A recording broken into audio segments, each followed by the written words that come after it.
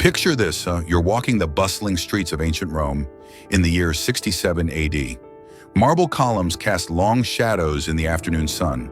Market stalls are alive with chatter, and senators in flowing togas pass by. Then out of the corner of your eye, you see something that stops you cold. There, striding confidently through the forum, is the emperor himself, Nero, arm in arm with what appears to be his new bride. She's young, radiant, draped in silk and sparkling with jewels. But something about the scene feels off. People whisper behind their hands as the couple passes. And you quickly learn the dark secret everyone already knows, that woman walking beside the most powerful man in the world. She was once a teenage boy named Sporus, and what Nero did to him, physically, emotionally, and psychologically, might be one of the most disturbing stories in all of Roman history. Before we unravel this haunting tale, hit that like button and subscribe if you're fascinated by the darker corners of human history. And hey, drop a comment and tell me where you're listening from. I love hearing how we're exploring these ancient, powerful stories together across continents and centuries. Now, this isn't just another story about Roman decadence. No, this is about how absolute power can twist grief into obsession, love into madness, and a human being into a puppet molded to fit one man's fantasy. Let's start with the man behind it all. Nero. He didn't begin his rule as a monster. Actually, when Nero took the throne at just 16, many Romans were hopeful. He cut taxes, funded theater and public games, and even performed on stage himself. He was young, charismatic, and seemed to care about the people.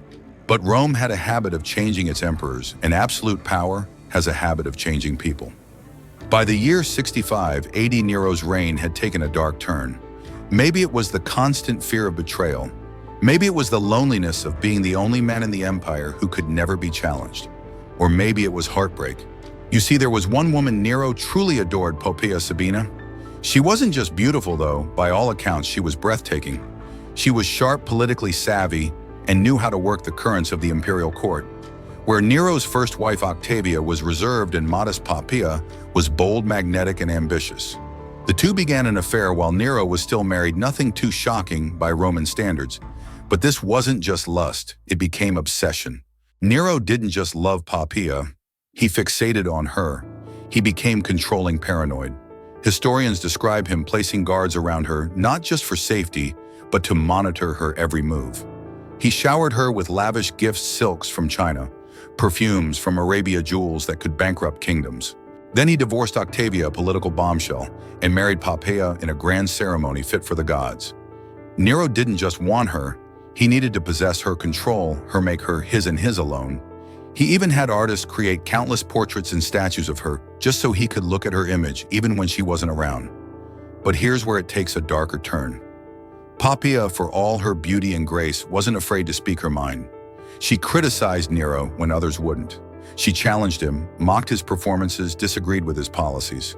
She was no shrinking violet, and that made her both powerful and dangerously vulnerable. The exact details of what happened are murky, but what we do know is this one night during a heated argument, Nero lost control. Poppaea was pregnant. The fight may have been over something trivial, maybe Nero returning late from the races, maybe his obsession with the stage. But in a moment of blind rage, he struck her. Some sources say it was a kick to the stomach. Others describe a brutal, sustained beating. Either way, the result was the same. Poppaea died, and with her, the child she was carrying. Now imagine the emperor worshipped as a god, feared by millions, on his knees, weeping over the woman he just killed. Nero was inconsolable. He ordered doctors to save her, threatened to kill them when they couldn't, and when it was all over, refused to let her body be burned like Roman custom dictated. Instead, he had her embalmed and placed in an ornate tomb. He declared her divine. He spoke to her corpse. He made the imperial court act like she was still alive. Her seat left empty at banquets, her name spoken in present tense. And that's when Sporus entered the picture. At the time, Sporus was probably around 14 or 15. He'd been born a slave but was freed young and worked in the palace. Life as a freedman in the imperial household had its privileges, access to education, a certain level of protection, but it also meant total dependence on imperial favor. You were a servant of the emperor's will, completely at his mercy. What caught Nero's attention wasn't Sporus's intelligence or work ethic. It was his face. Ancient writers describe the boy as eerily resembling Poppaea, especially in the eyes, the bone structure. In a world that believed physical likeness reflected the soul, Nero saw this as a sign. Here in front of him was a chance to bring Poppaea back. Of course, there was one issue: Sporus was male. But that didn't matter to Nero. He believed he could override nature. After all, he was the emperor, a god in his own eyes. And if a god wanted his dead wife back, then no law, natural or human, would stop him. What followed was one of the most disturbing episodes in the history of power and control. Nero didn't just dress Sporus up like Poppaea, he had him surgically altered. Ancient sources suggest Nero ordered Roman physicians to perform a crude and dangerous procedure on the boy to make him appear more feminine. The surgery, likely some form of castration, was agonizing, primitive, and often deadly. Whether Sporus survived by luck or resilience, what's certain is that he was forever changed. His body was no longer his own. His identity had been forcibly rewritten. From there, Nero began preparations for a full imperial wedding. That's right, he was going to marry Sporus publicly, officially, with all the pomp and ceremony of a real Roman empress's coronation. The wedding was set for the spring of 67 AD, timed to coincide with religious festivals, as if to give this bizarre spectacle the weight of divine approval. Nero spared no expense. Lavish garments were tailored. The palace was draped in flowers, and Sporus, now going by the name Sabina, after Nero's dead wife, was dressed in gowns fit for an empress. Imperial seamstresses labored for weeks to design clothing that would flatter Sporus's new body. Their goal wasn't just elegance, it was transformation. These outfits had to hide what was left of his masculinity and enhance every trace of feminine form. Jewelers crafted elaborate accessories, some using gems that had once belonged to Poppaea herself. These were no longer just decorations, they were symbols, links to the woman Nero had lost and was now trying to recreate. Sporus's entire identity was systematically rebuilt from the ground up. Makeup artists showed him how to accentuate her features, how to darken the eyes with kohl, how to soften the cheekbones with rouge, how to create an illusion of delicacy where there was none. Hairdressers styled his hair daily into elaborate Roman coiffures, each one a meticulous attempt to erase the boy and replace him with a living echo of the empress. But it wasn't just about how he looked. It was how he moved, how he sat, how he spoke. Tutors taught Sporus how to walk like a woman, how to gesture with dainty restraint, how to sit at banquets without spreading his knees or resting an elbow on the table.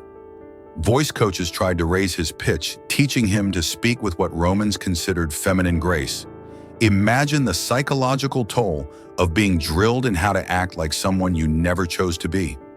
And all the while, Nero was preparing for the wedding like a love-struck groom, completely blind to the horror of what he was doing. The day of the ceremony arrived. The grand hall of the imperial palace glittered with thousands of oil lamps. Musicians played. The air was thick with perfumes. Courtiers trained in diplomacy and survival put on their best smiles. The wedding was official. Vows were exchanged. Legal documents signed.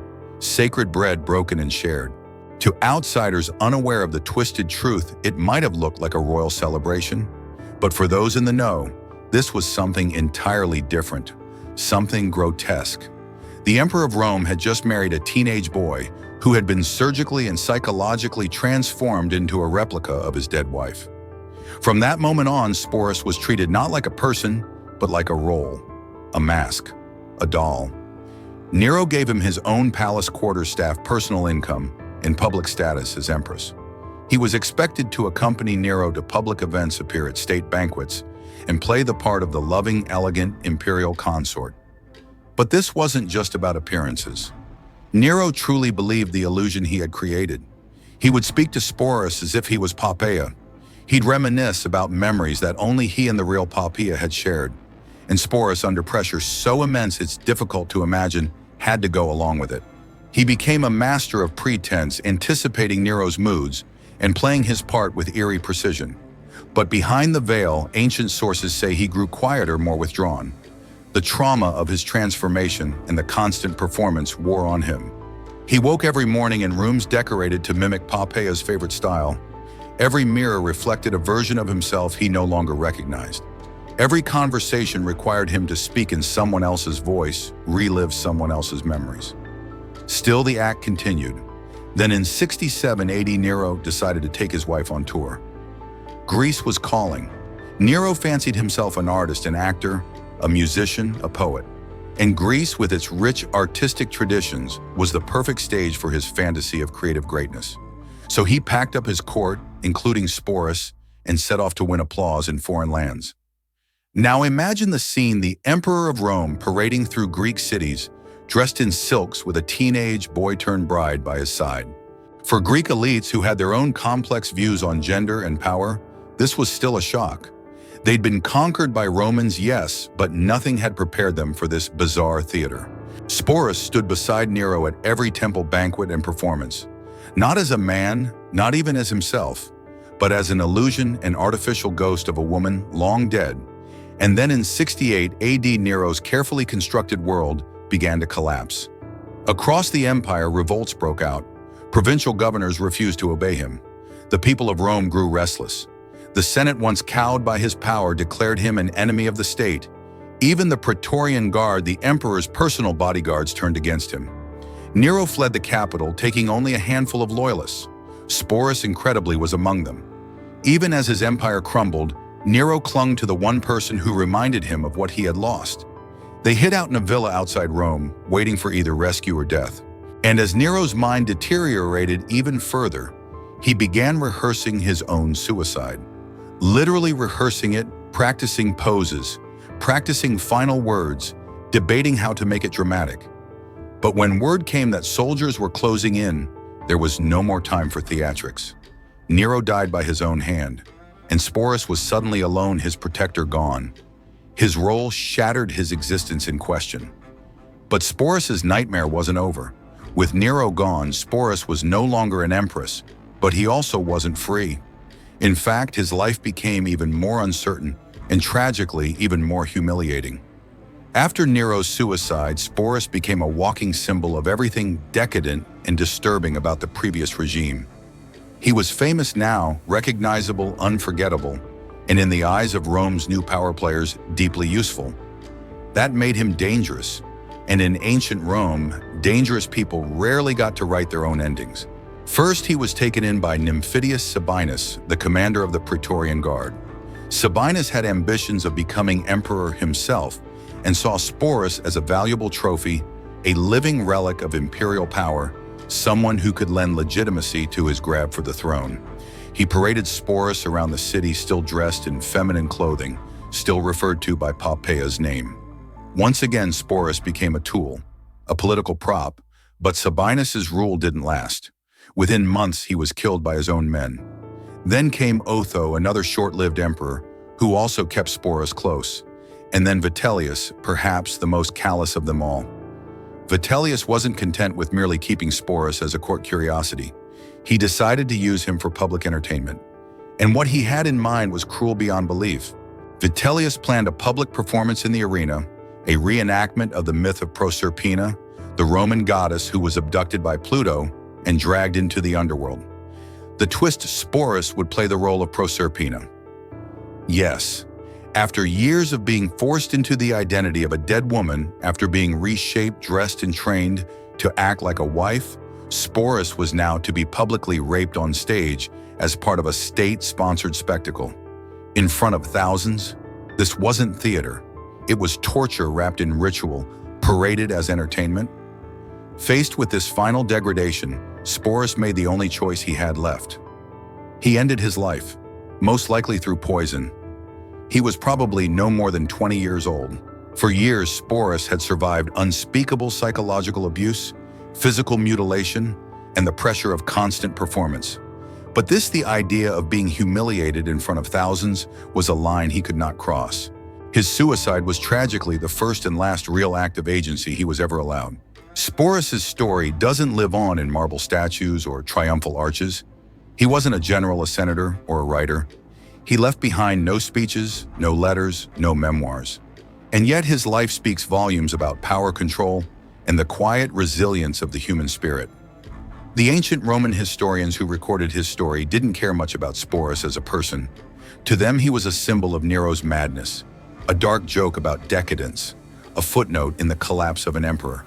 But if we look closer, we see something far more important: a young person caught in the machinery of power, stripped of their voice, their identity, and even their body, yet still able to make one final choice. It's easy to see Sporus as a victim, and he absolutely was. But he was also a survivor. He lived through the most dehumanizing experience imaginable, being turned into someone else against his will, and still managed to endure for years. To play a part so convincingly that even Nero believed the illusion. That's not just trauma, that's strength. That's a level of adaptability that most of us will never understand. It also forces us to confront uncomfortable questions about the way history remembers people like Sporus. His name is preserved not because of anything he did, but because of what was done to him. And yet, when we peel back the layers of cruelty, we find a story that demands more than just morbid fascination. It demands empathy. What hopes did Sporus have before Nero noticed him? Did he dream of being a scholar, an artist? Did he have friends, lovers, family? We'll never know. That entire version of him was erased, replaced with someone else's fantasy, a mask, a performance, a shadow. And here's the thing, Sporus' story isn't just ancient history. The mechanisms of control, obsession, and erasure still exist today. Whenever someone in power decides that another person's body or identity exists to serve them, we see echoes of this story. Whenever someone is forced to become what they're not, stripped of choice, agency, and humanity, we're witnessing the same cruelty in a new form. The difference is today we get to decide how we tell these stories. Do we reduce people to symbols, or do we honor their humanity? Do we look away from the pain, or do we confront it and learn Sporus was never given the chance to tell his side of the story, but we can choose to tell it now with the dignity he was denied. Not just as a bizarre chapter in Roman history, but as a story about the real cost of unchecked power and the importance of remembering the people lost between the lines. And so nearly 2,000 years later, we say, this Sporus, you mattered. You deserve better. So where does this leave us? Why should we, standing in the 21st century with lives full of modern problems and digital distractions, care about the tragic story of a forgotten teenager from ancient Rome? Because Sporus' story isn't just about him, it's about what happens when power meets obsession, when grief turns to delusion, when identity is no longer something you own, but something someone else redefines for you. Nero didn't just lose his mind, he lost his ability to see other people as real. To him, Poppaea wasn't a partner. She was a symbol, a trophy. And when she died, her absence became more powerful than her presence ever was.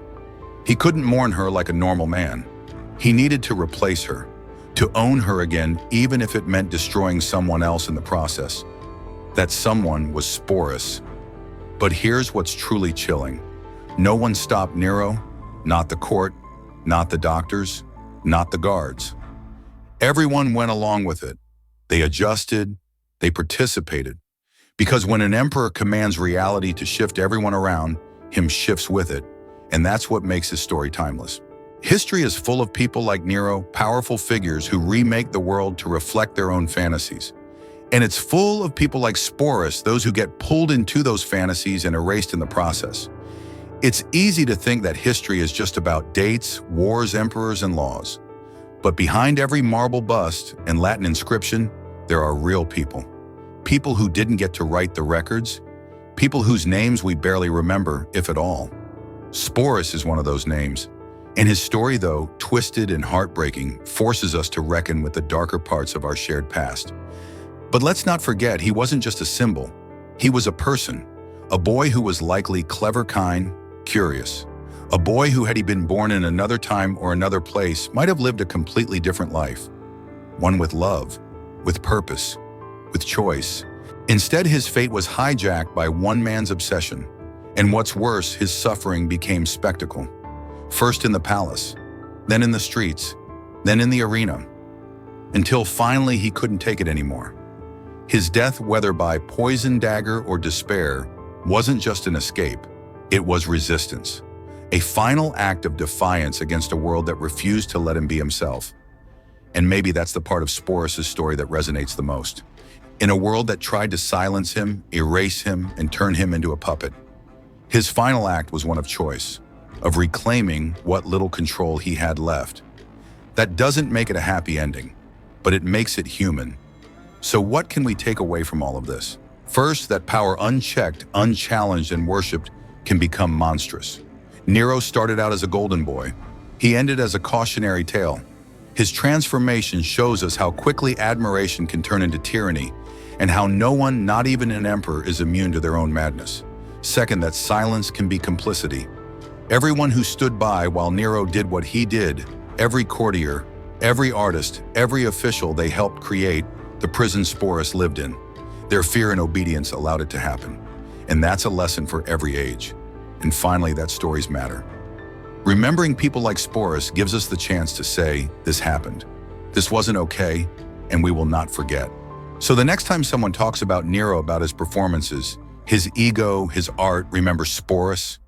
Remember that behind the velvet curtains and gold-trimmed robes, there was a teenager trapped in a nightmare he didn't choose. A boy made into a bride. A human being turned into a memory someone else wanted to relive. He wasn't a myth. He wasn't a metaphor. He was real. And now so is his story. Thank you for watching and listening. If this story moved you, please like the video, subscribe, and share your thoughts in the comments. Have you ever encountered a story in history that changed the way you see power, identity, or resilience? I'd love to hear about it. And if you're new here, welcome to a channel that goes beyond the surface of history, where we explore the human stories that textbooks often leave out. Until next time, remember, the past may be ancient, but the questions it raises are timeless.